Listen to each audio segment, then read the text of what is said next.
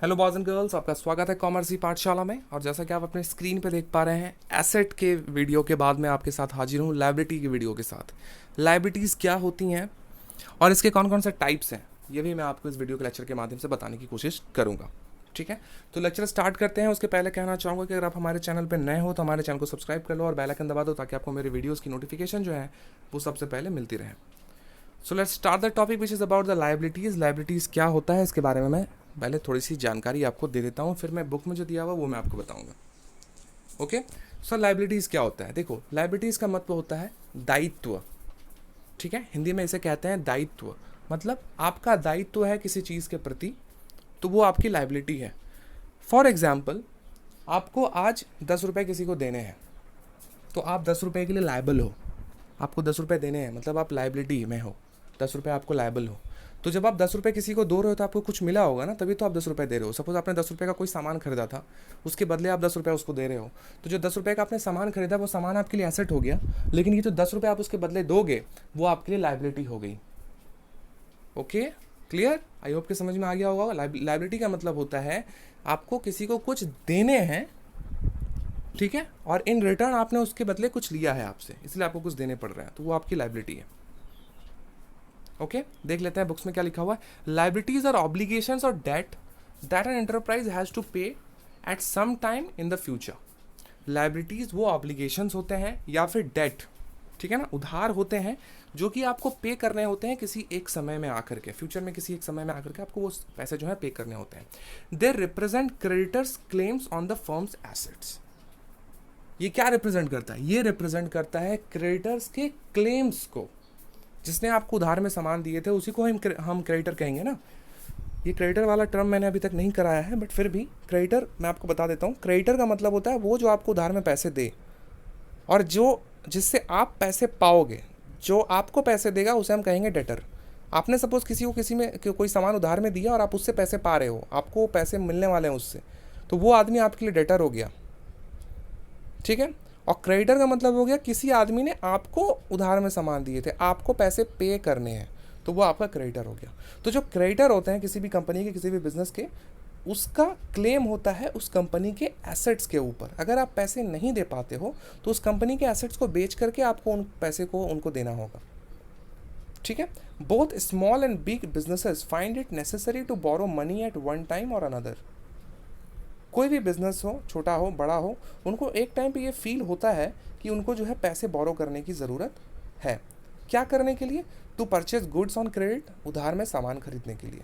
Super बाजार का यहाँ पे एग्जाम्पल दिया जा रहा है। For example, purchases goods for ₹10,000 credit for a month from fast food products on March 25, 2005। Super बाजार ने क्या किया?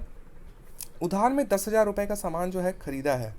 ठीक है, फास्ट फूड प्रोडक्ट नाम की कोई कंपनी है, उससे 25 मार्च 2005 को उसने पैसे जो है सामान जो है खरीदा है 10,000 रुपये का।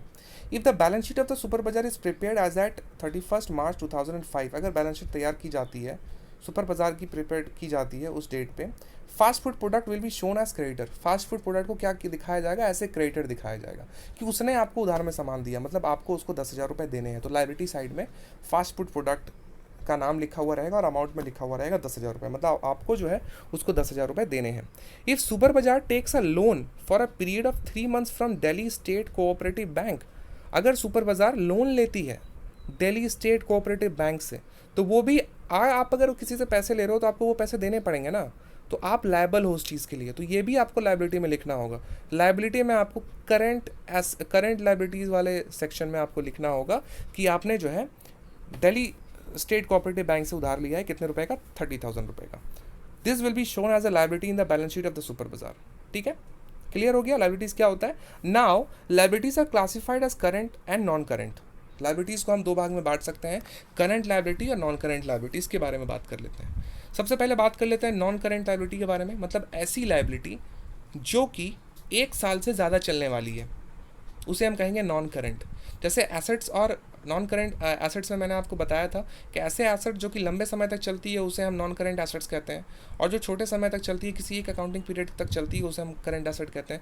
उसी तरह से लायबिलिटी में भी है। लायबिलिटी में भी नॉन करंट लायबिलिटी का मतलब हो गया जो लॉन्ग टर्म के लिए चलेगा, वो नॉन करंट हो गया, और जो 1 साल के लिए या किसी शॉर्ट टर्म पीरियड के लिए चलेगा वो हमारा करंट लायबिलिटी हो गया। ऐसे आप समझो।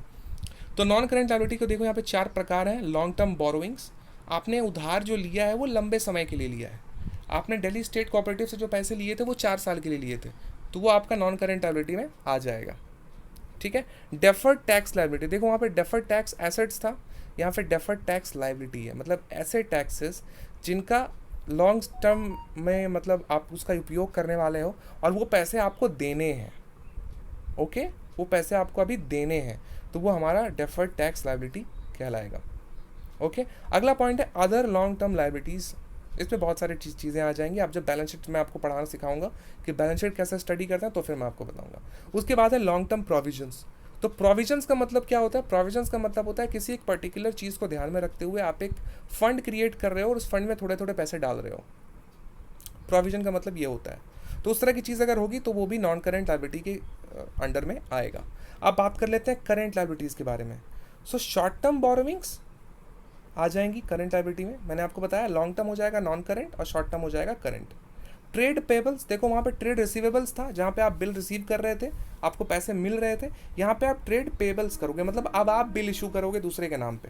पहले आपके नाम पे बिल इशू हो रहा था, वो आपका बिल रिसीवेबल हो गया। अब आप दूसरे के नाम पे करोगे, मतलब आपको आप पैसे देने हैं, तो वो आपका ट्रेड्स पेबल हो जाएगा। अदर करंट लायबिलिटीज़ किया जाएगा जब मैं आपको बैलेंस शीट पढ़ना सिखाऊंगा। और शॉर्ट टर्म प्रोविजंस, देखो नॉन करेंट और करेंट में वही 4 पॉइंट्स हैं, लेकिन आपको बस उसका नाम को थोड़ा बदल देना है और कुछ नहीं। यहाँ लॉन्ग टर्म है तो यहाँ शॉर्ट टर्म हो गया। ठीक है।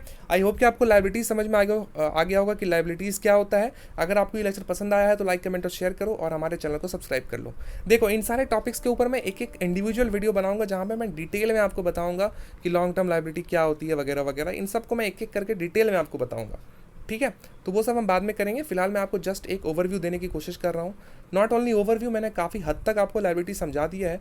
अगर आपको पसंद आया है तो प्लीज़ मुझे कमेंट सेक्शन में लिख करके बताओ यार कि कैसा लगा आपको। ठीक है। और इसको शेयर करो ज़्यादा से ज़्यादा लोगों के साथ ताकि उनको भी पता चले। ओके। और हम आपसे मिलते हैं हमारे नेक्स्ट वीडियो में। तब तक के लिए आप अपना ख्याल रखो। Tata bye bye.